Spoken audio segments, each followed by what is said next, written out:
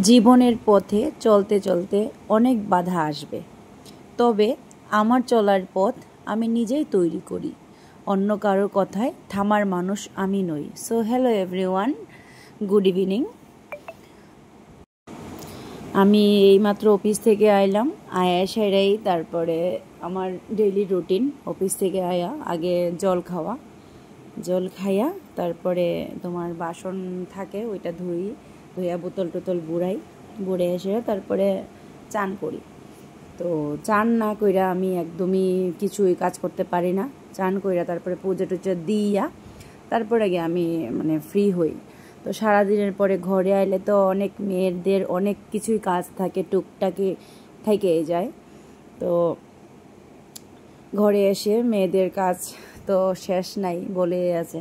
তো কাজকর্ম সেরে তারপরে চান টান করে কাজকর্ম সেরে আগে পুজো, ঠিক আছে, পুজো দিয়ে তারপরে সোজা চলে যায় কিচেনে গিয়ে যেটা না করলেই আমার হয় না, ওইটা হইলো গিয়ে তোমার চা।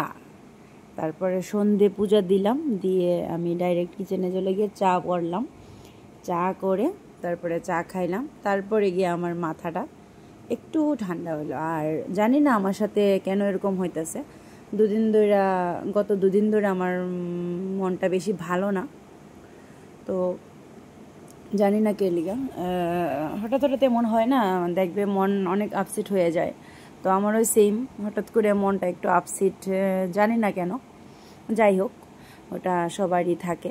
তো দেখো, আমি বললাম না বাজার টাজার গুছাইলাম। বাজার বলতে কি, ধনিয়া পাতা আনছিল, ধনিয়া পাতাটা গুছাইলাম, জল বুড়াইলাম, টুকিটাকি কাজ। তারপরে যে আমার সেই চা বসে চা খাইলাম। আর তালের বড়া ছিল ঘরে, তালের বড়া 3-4 দিন আগে করছিলাম। তো ওই তালের বড়া দিয়ে চা খাইলাম।